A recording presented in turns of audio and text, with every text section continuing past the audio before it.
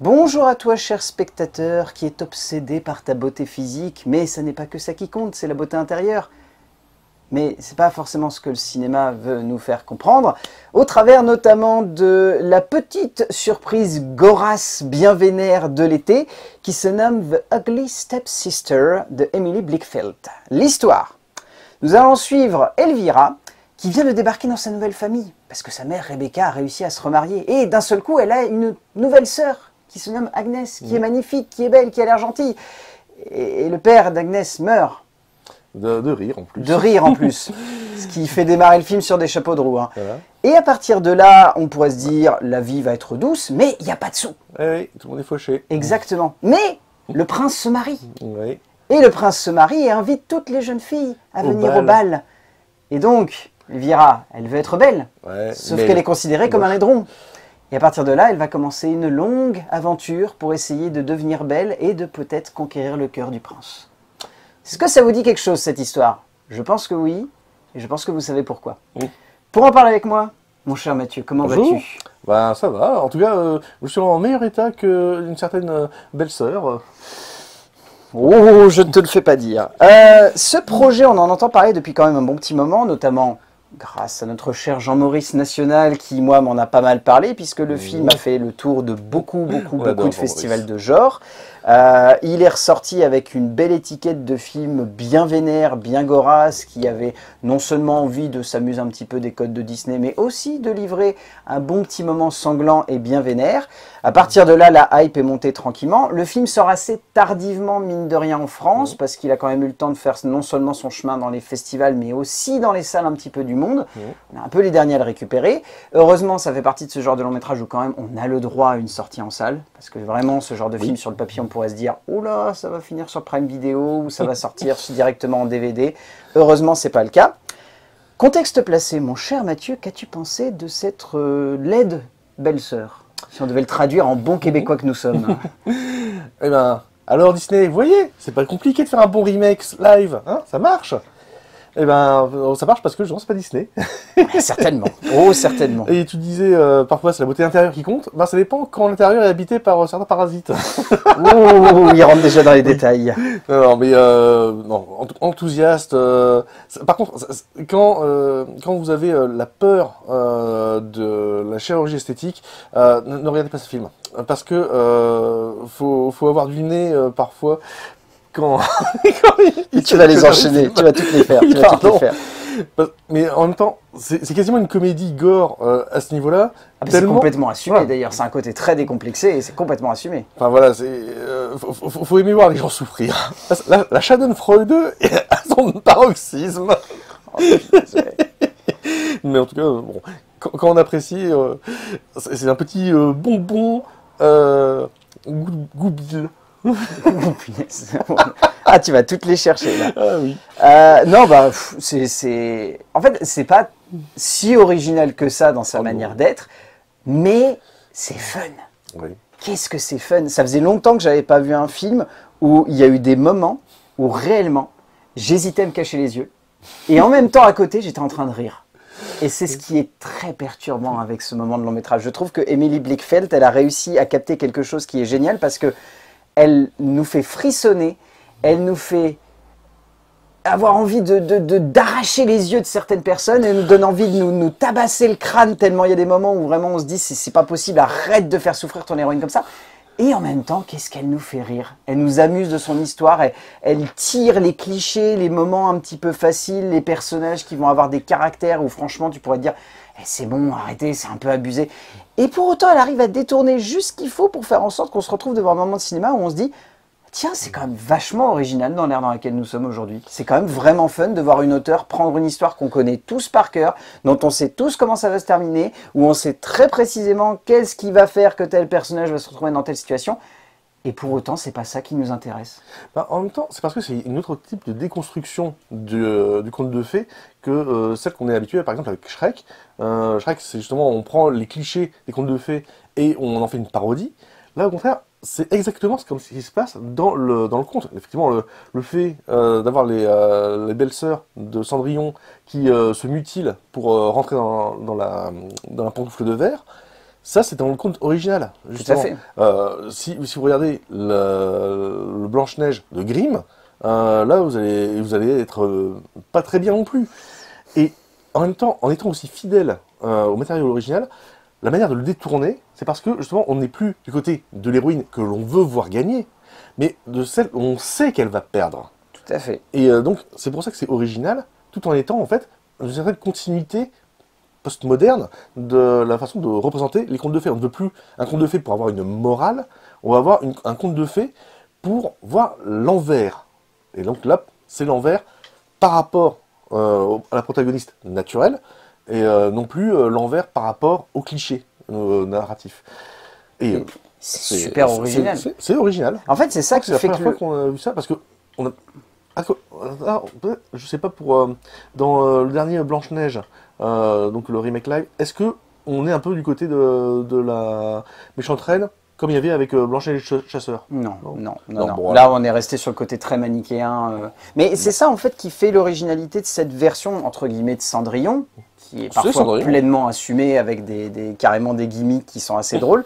Mais c'est ça qui est assez original, c'est de voir une auteure se dire aujourd'hui, ce conte, on le connaît tous par cœur.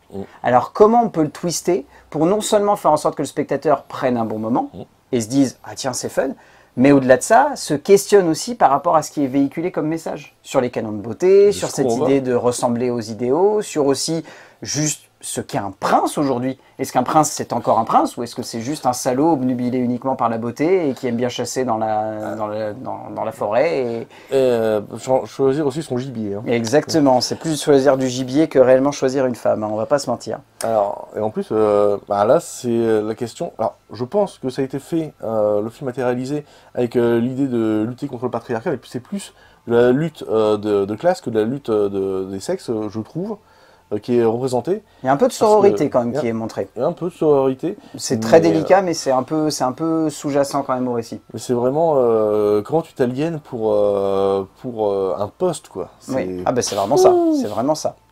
Je te propose qu'on saute dans l'écriture. Émilie Blickfeld a donc écrit cette histoire qui est donc très fortement inspirée du conte de Cendrillon.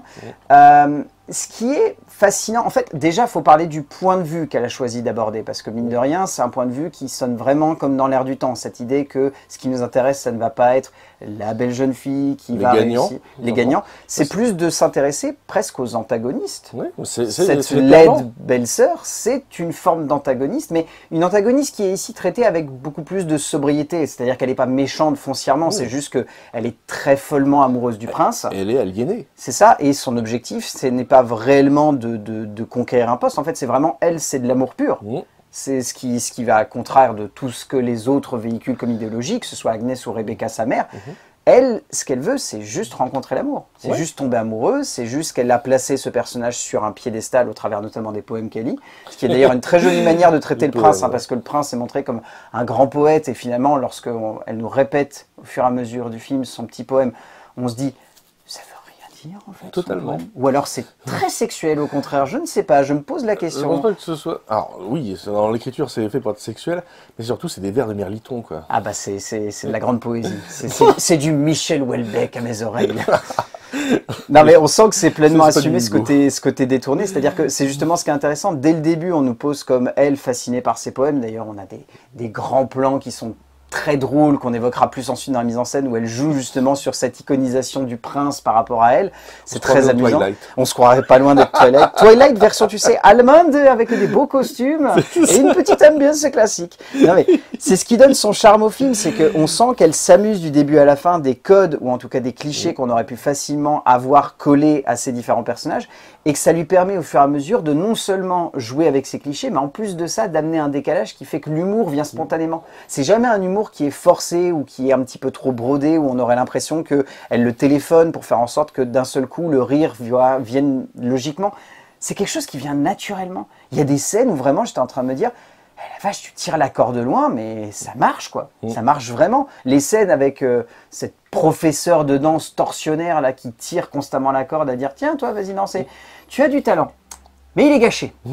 Tu sais pourquoi? Parce que t'es moche comme un cul. Mais c'est pas grave, on va te trouver un autre endroit où être belle. Reculez. Non, mais reculez, reculez. Vous ne comprenez rien, reculez derrière. Mon Dieu. Cette humiliation. Ben non, mais c'est ce qui fait que du coup, mine de rien, pour rebondir sur ce que je disais par rapport au fait de prendre une antagoniste et de la placer comme héroïne, elle est vraiment rendue pathétique. Ouais. Elvira est un personnage qui est vraiment, vraiment triste. Et c'est le cas parce que, en même temps, les épreuves qu'elle subit, c'est les épreuves que subirait aussi une protagoniste. Donc, en attendant, elle est protagoniste de son film, mais dans l'histoire, normalement, elle est censée être antagoniste. Là, elle suit les mêmes parcours de chemin, c'est son training montage à la Rocky qu'elle vit.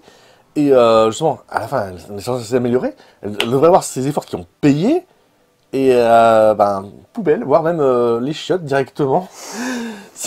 Pas loin, pas loin. Pas loin. C'est vrai qu'il y a aussi le côté très body horror. Oui, c'est vrai que ça a été beaucoup comparé à Cronenberg. Bon. Sur quelques scènes. C'est vraiment quelques scènes. Hein. C'est pas comme par exemple, j'en sais rien, Julia Ducournau, où là pour le coup on sent vraiment que l'influence de Cronenberg elle est présente à chaque plan. Là c'est vraiment, on sent plus qu'Emily Blickfield, elle a envie de convoquer certains modèles. En fait, c'est ce qui est intéressant, c'est que tout du long du film, j'avais cette phrase qui me revenait en tête, qui disait Cendrillon qui rencontre Cronenberg. C'est un petit peu la vieille tagline un peu pourrie qui est sortie par des journaleux qui ont vraiment envie de racoler.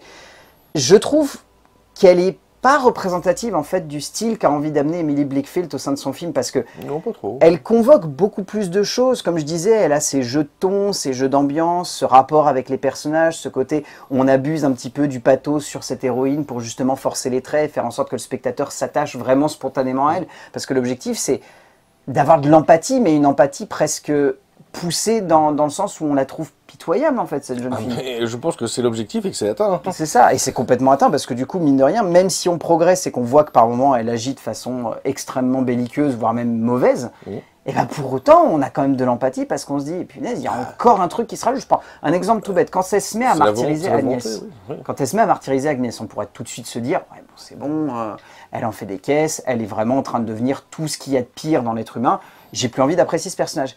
Et ben elle arrive à contrebalancer ça d'un seul coup en nous plaçant une scène où elle rencontre le prince pour la première fois et où d'un seul coup tu fais ah oui mais non en fait je suis vraiment avec elle parce qu'elle a une vie de merde en fait. Elle est persuadée d'être amoureuse et en fait le prince c'est un salaud.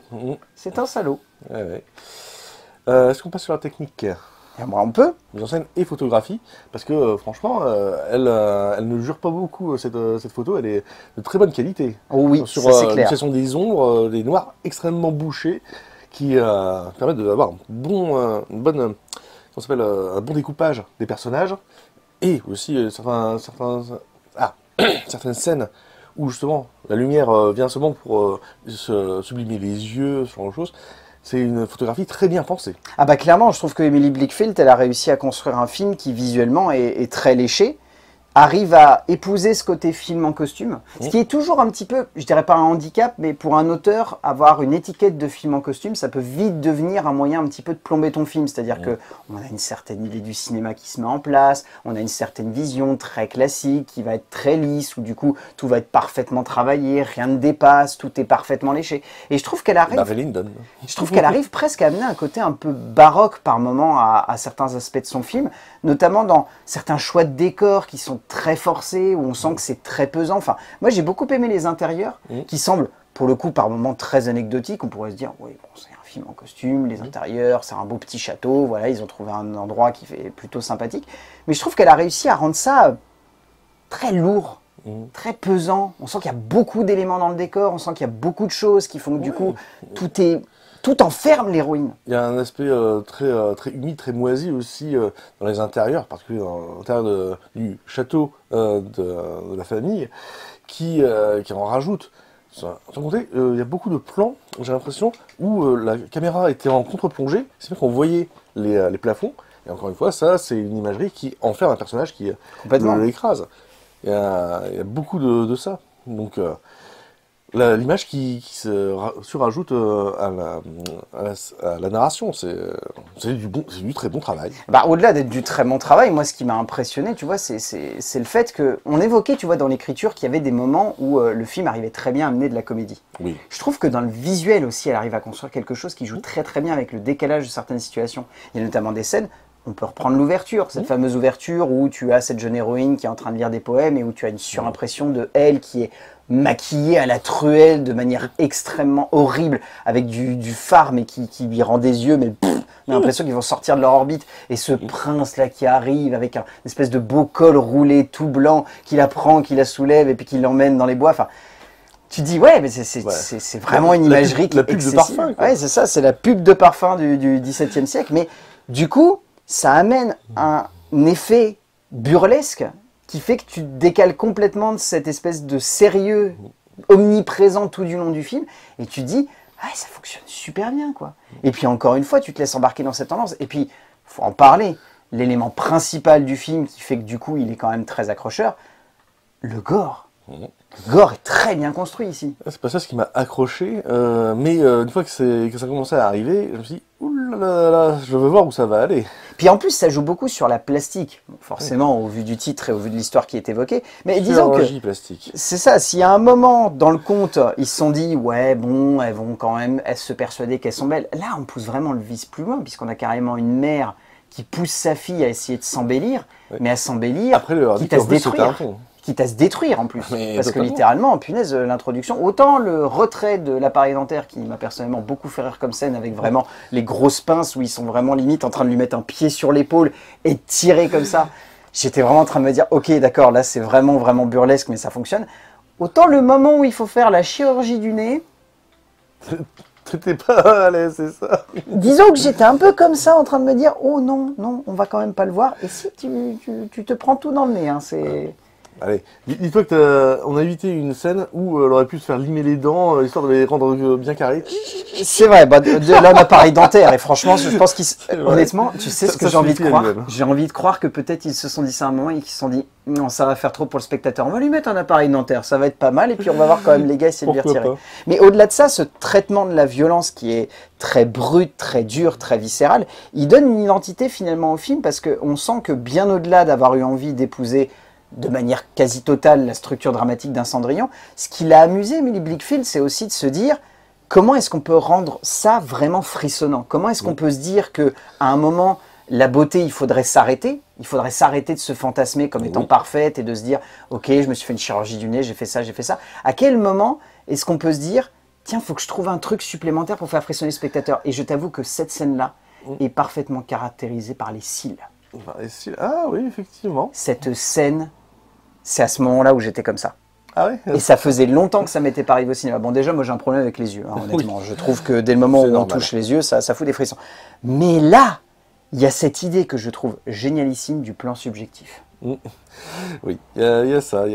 C'est à ce moment-là où je me suis dit, c'est pas n'importe quel auteur. Parce que là, il s'est vraiment dit, comment est-ce qu'on peut faire frissonner à fond le spectateur avec un truc où on pourrait se dire, ouais, bon, on a déjà vu ça dans plein de films, vas-y, on va te coudre des fossiles sur le bord de l'œil, tu pourrais te dire, ok, ça va amener des frissons. Mais là, elle s'est dit, la vue subjective, où tu vois littéralement la peau se faire tirer, où tu vois l'aiguille qui est complètement floue à 1 mm de toi. C'est trop bien. Je crois qu'on va tout leur raconter en fait.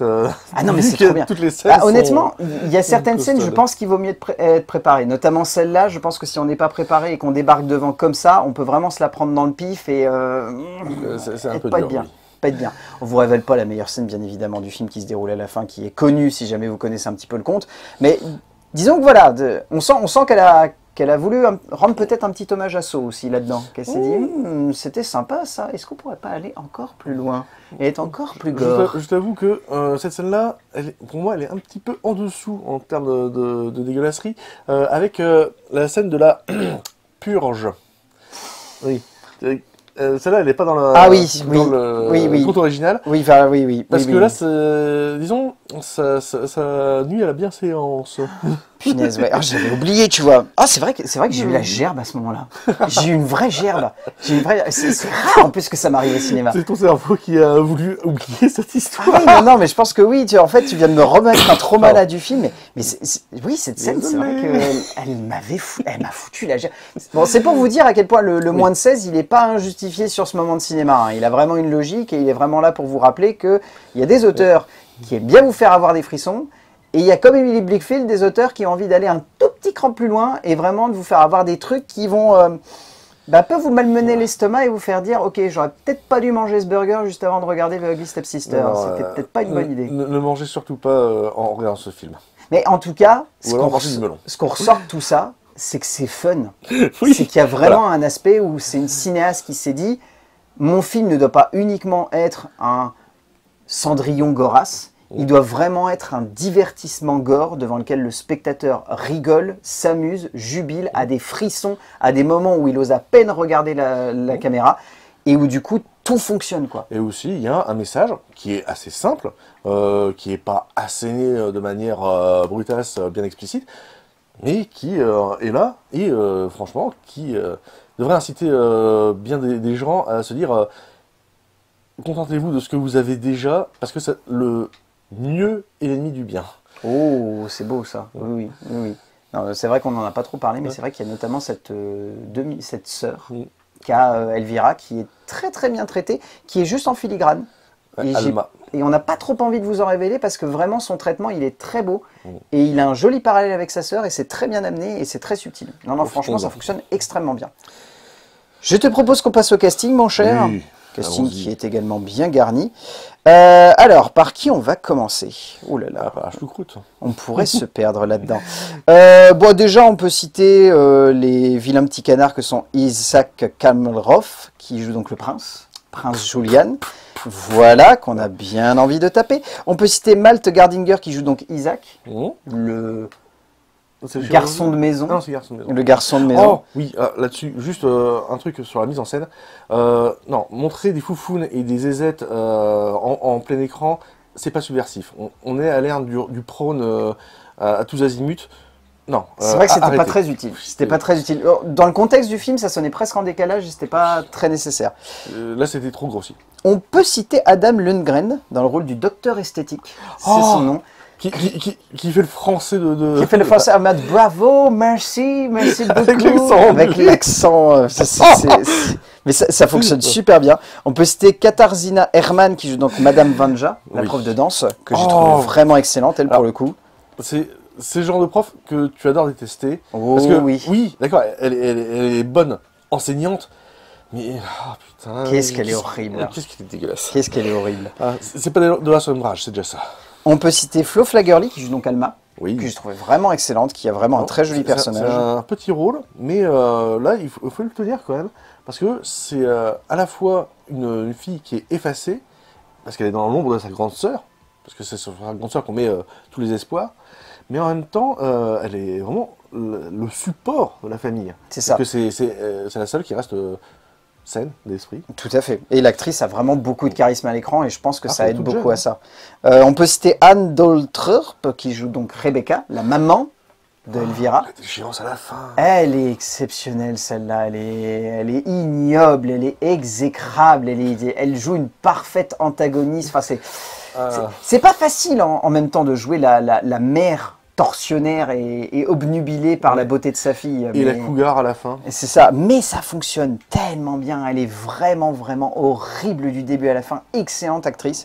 On peut citer Thea Sophie Locknice, qui joue donc Agnès, qui est très bien. Ouais, moi je prononce Agnès, tout simplement. Ouais. À la française. Oui, à la française, Agnès. Non mais, on sent que l'actrice, elle arrive très bien à interpréter le personnage, elle arrive vraiment bien à jouer sur le côté facile de l'image qu'on pourrait se faire d'elle, et elle a détourné un petit peu. C'est quand même un rôle qui est plus monolithique, surtout par rapport à Elvira évidemment, mais là où elle est extrêmement sobre en fait, je trouve, cette actrice-là, pour faire son rôle d'Agnès justement, son rôle de Cendrillon, mais c'est surtout parce que justement elle est plus ballottée par les événements, et donc elle est plus en réponse aux événements, plutôt que d'être proactive. Elle est en plein deuil. Bien sûr. Et c'est très bien montré, très bien montré de cette manière-là, parce qu'on nous montre vraiment une héroïne qu'elle arrive à camper comme en mariage. Ouais. Elle est justement en mariage, donc comme ça, et ça se termine avec justement l'image du cadavre du père qui est toujours laissé à gros. Oui, c'est ça. C'est croustillant, avec des petits verres partout. Et puis, il faut forcément parler de Léa Mirren. Qui tient le film vraiment, mais alors sur ses épaules. c'est une excellente actrice. Elle est parfaite. Du début à la fin, elle est parfaite, cette actrice. Je la trouve fantastique. Elle interprète avec énormément de justesse ce personnage. Elle arrive à la rendre pathétique, touchante, par moments charismatique, notamment vers la fin. Et en même temps, toujours sur la corde raide de la folie. Elle commence neuneu, ensuite c'est neuneu traumatisé. Et c'est après le traumatisé, c'est la folie, quoi. Ouais, non. Et ça fonctionne tellement bien du début à la fin. Le regard, il faut le regard qui passe par les yeux. C'est la façon dont elle regarde la caméra ou les gens. C'est très intense, très concentré. Et puis mine de rien, il faut le dire, il y a quand même un très joli travail au niveau des prothèses parce que ils ont réussi à bien équilibrer pour faire en sorte qu'il y ait un vrai entre-deux entre l'héroïne qu'on découvre au début et celle qu'on apprend à connaître au fur et à mesure que le récit progresse. Enfin, c'est extrêmement bien fait de ce point de vue-là. Il y a un très joli travail de prothèse qui est combiné à son jeu et qui du coup crée une très belle évolution de personnage que je trouve elle arrive vraiment à rendre fluide, cohérente et surtout très attachante mine de rien. Ouais. Non mais là-dessus, je pense qu'on va être d'accord. C'est un film à découvrir, avec l'estomac bien accroché et vide, surtout. Oh oui. Mais là-dessus, il n'y a pas vraiment de défaut. En fait, il y a juste ce que j'ai évoqué au début, c'est-à-dire il y a la facilité du récit qu'on connaît un petit peu d'avance. Ouais, mais c'est pas de sa faute. Mais sinon, c'est vrai que derrière, c'est un film qui est original. Oui. Ça, c'est indéniable. C'est un film qui est vraiment original et qui est porté par cette idée-là. Et qui va jusqu'au bout de son propos. Très clairement. On arrive à la fin de cette vidéo. Qu'est-ce que tu retiens donc de Ugly Stepsister, mon cher Mathieu? Je crois que c'est clair. Je retiendrai des images qui me resteront en tête, qui entreront dans mes cauchemars, tout en étant effectivement une très bonne comédie, mais une comédie pour adultes, donc pas les enfants. Voilà. Oh non. Non, franchement, si vous voulez un bon délire gore, assez hardcore, prenant, qui en même temps arrive à se mouler dans une histoire qu'on connaît tous, mais avec des petits twists qui font que du coup, vous êtes emmené dans un univers original et où vous êtes surpris par de nombreux aspects, faut aller voir celui-là. Dans le genre, ça fait vraiment du bien de voir des films oser dans cette direction quelque chose qu'on n'aurait pas forcément attendu. Et ça démontre, encore une fois, et tu as très bien fait de commencer là-dessus, que si on veut remaker des films de façon originale, on peut. Il suffit juste de se donner les bons outils, d'avoir la bonne originalité, d'avoir le bon auteur ou la bonne autrice aux commandes. Des artistes, engager des artistes, pas des faiseurs. Exactement. Et comme ça, vous aurez des films où on va vraiment se dire « Ah tiens, ce remake était utile. Voilà. Ou cette réécriture de l'histoire était utile. Voilà. » Donc clairement, The Ugly Stepsister de Emily Blakefield, si vous avez l'occasion de le voir en salle, n'hésitez pas, vous l'aurez compris. Merci mon cher Mathieu. Merci à toi de m'avoir proposé cette vision, ce visionnage. Bah oui, avec plaisir. Je sais qu'on se revoit vite pour parler encore une fois d'horreur, mais d'autres choses. Et d'ici là, on va dire aux gens d'aller voir des films parce que c'est bien d'aller voir des films et qu'on se retrouvera pour parler de films, bien évidemment. A plus. Au revoir. Et j'espère qu'on n'a pas trop spoilé quand même les twists. Oh, quand même, on n'a pas... Techniquement, on a raconté des aspects, on a raconté toutes les scènes, je crois. Peut-être pas toutes les scènes. J'espère quand même que vous avez ça un peu de surprise. Voilà.